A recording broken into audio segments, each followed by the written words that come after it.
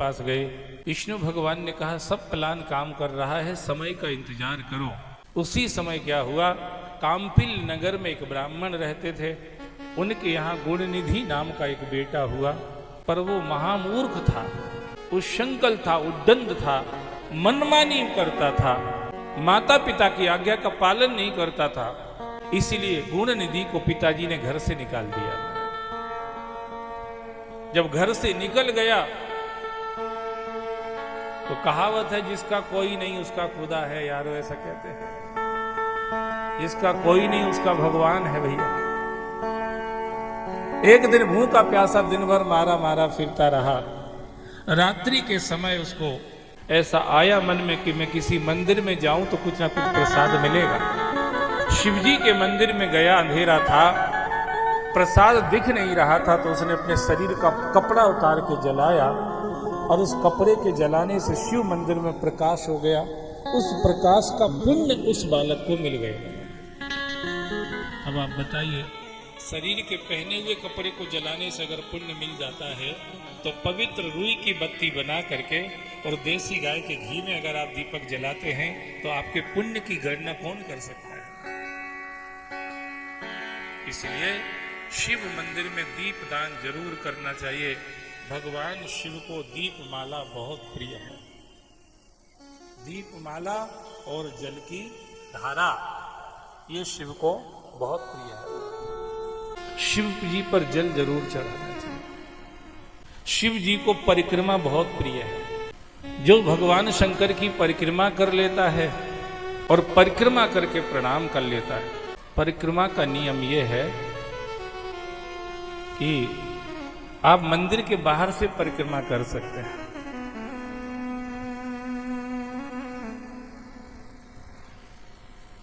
मंदिर के अंदर आप परिक्रमा करेंगे तो फिर अर्ध परिक्रमा होगी, पूरी नहीं होगी। क्योंकि जो अर्घा होती है, जो पीठ होती है, जहां से शिव का जल जो बह के जाता है, उसको लांघना निषेध है। मंदिर में आप आधी परिक्रमा कर सकते हैं, बाहर से आप पूरी परिक्रमा कर सकते हैं। कई माताएं पूछती हम व्यासपीठ की परिक्रमा कर सकते कि नहीं कर सकते। व्यासपीठ की परिक्रमा में कोई दिक्कत नहीं है। व्यासपीठ की परिक्रमा पूरी परिक्रमा भी कर सकते हैं। भले ही व्यासपीठ पर शिवलिंग भी रखे हुए हैं, तो भी आप व्यासपीठ की परिक्रमा पूरी परिक्रमा कर सकते हैं। अर्घा को लांघना मना है और परिक्रमा में कोई दोष नहीं है।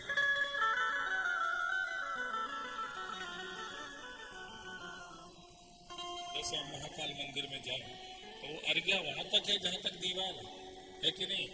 कहां से लांघेंगे आप बताइए? कहां से निकलेंगे आप? निकल ही नहीं सकते। इसलिए अर्धपाश परिक्रमा होती है। पर शिवजी को परिक्रमा बहुत प्रिय है। शिवजी को प्रणाम बहुत प्रिय है।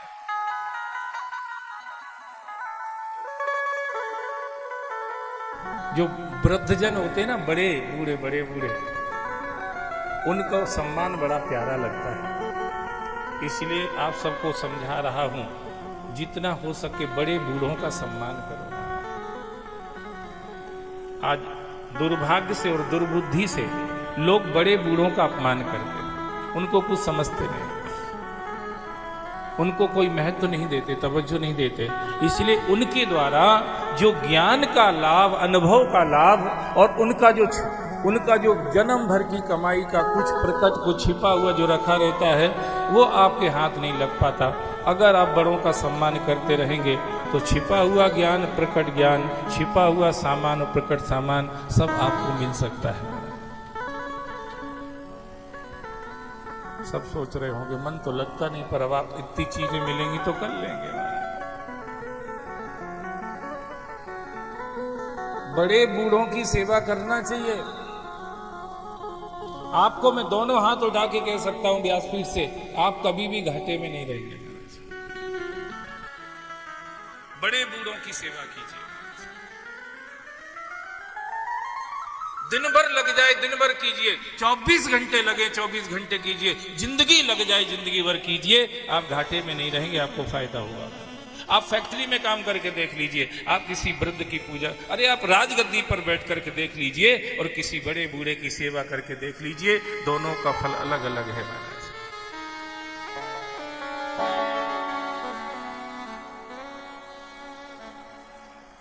अलग अलग।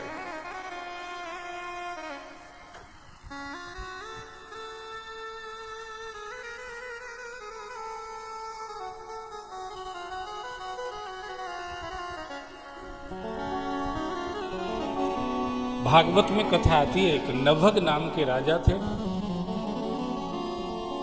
उनके 4 बेटे थे, नाभाग इत्यादि। नाभाग छोटे थे तो वो बचपन में ही गुरुकुल में चले गए और वहीं पर पढ़ते लिखते गुरुदेव की सेवा में रहते थे। जब जवान हुए तो गुरुदेव से आज्ञा मांगी कि मैं क्या करूं आगे। गुरुदेव ने कहा घर में जाओ, गृहस्थ धर्म में प्रवेश करो और अपनी जीवन की यात्रा को आगे बढ़ाओ। नाभाग लौट करके घर में आए। तब तक जो 3 भाई थे उन्होंने सब सामान राज जो भी था सब बांट बूट लिया। अब ये छोटे आए तो इन्होंने अपने तीनों बड़े भाइयों से प्रार्थना करी कि हमारा हिस्सा हमको दे दो, जिससे हम भी अपने धर्म कर्म करते हुए अपने जीवन का कल्याण कर लेंगे। पर तीनों भाइयों के मन में बेईमानी आ गई थी। ये बड़ी जल्दी आ जाती है मन में, बोलो शंकर भगवान की। मन में सबसे जल्दी क्या चीज आ जाती है? सब बोलो बेईमानी। बड़े मुश्किल से आती है ईमानदारी मन में, और बड़ी जल्दी आ जाती है बेईमानी।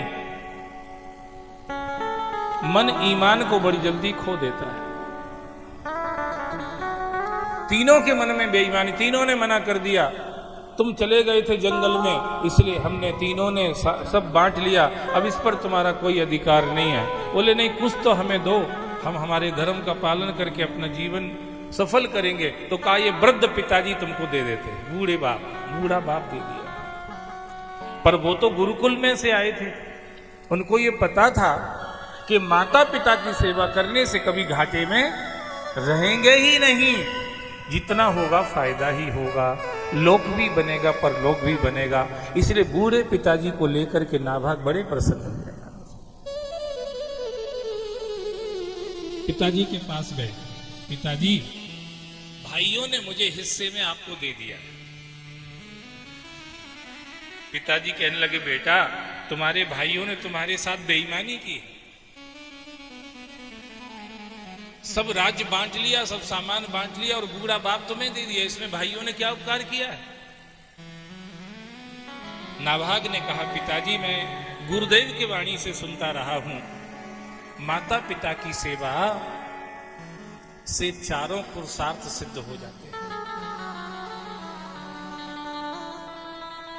इसलिए मैं प्रसन्न हूं, मुझे आज्ञा दीजिए आपकी सेवा करने की। नाभाग की इस भावना को समझ करके नभग ने हां कर दिया और वो बेटा नाभाग अपने पिता की सेवा करने लगा। एक जगह ब्राह्मण लोग यज्ञ कर रहे थे। छठे दिन के क्रियाक्रम में उनसे भूल हो जाती थी। विश्व देव संबंधी 2 सूक्त थे, वो उनको स्मरण नहीं आ रहे थे। नभग ने कहा बेटा ये जाकर के उनको बता दो तो ब्राह्मणों का यज्ञ पूर्ण हो जाएगा और उस यज्ञ में जितने बर्तन भांडे उपयोग में आए हैं वो सब सोने के हैं। वो तो ब्राह्मण है, उन्हें तो कुछ जरूरत है नहीं इन चीजों की, वो सब तुमको दे करके चले जाएंगे, तुमको दे करके चले जाएंगे। तो जैसे ही कहा नाभाग गए। छठवें दिन के कर्म में जो उनको गलती हो रही थी वही सूक्त उन्होंने बता दिए और उससे उनका यज्ञ कर्म सफल हुआ। सफल होकर के वो प्रसन्न हुए और ब्राह्मणों ने सारे सोने चांदी के जितने बर्तन थे सब नाभाग को दे दिए। लो बेटा ये तुम संभालो। और वो ब्राह्मण तो अपने उस कर्म के प्रताप से स्वर्ग में चले गए।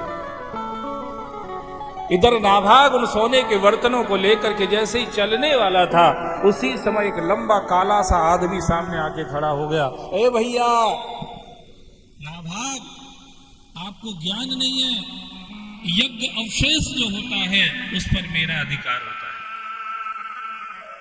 ये नहीं कहा कि शिव का अधिकार होता है, ये कहा मेरा अधिकार होता है। नाभाग को समझ में नहीं आया कि इस रूप में कौन है। नाभाग ने कहा, मेरे पिताजी की आज्ञा से मैं आया था और ब्राह्मणों ने कृपा करके ये सब सोना हमें दे दिया है, बर्तन हमको दे दिया है, इसलिए हमने कोई गलती नहीं की है, उनकी आज्ञा का पालन करके ही हम ये सब ले जा रहे हैं। तो काले लंबे पुरुष ने कहा, जाओ नाभाग, तुम अपने पिताजी से पूछ के आओ, जिनकी आज्ञा से तुम यहाँ आए उन्हीं से जाकर के पूछो कि यज्ञ अवशिष्ट जो होता है उस पर किसका अधिकार होता है, ये तुम्हें बताएंगे।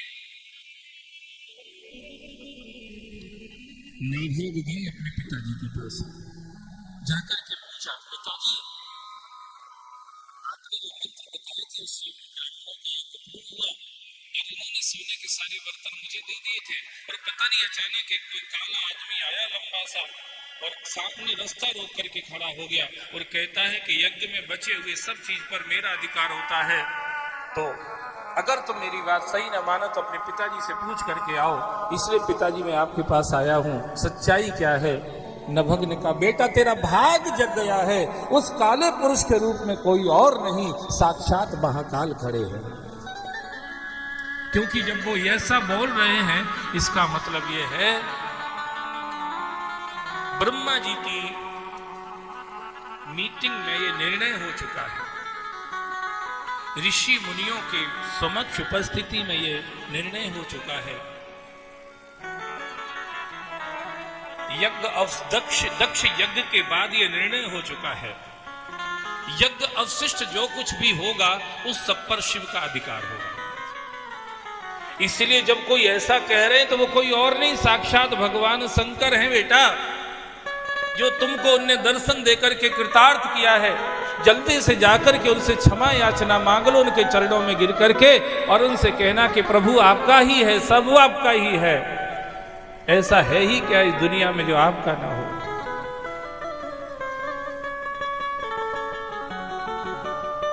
नाभाग दौड़ करके गए, चरणों में लोटपोट हो गए।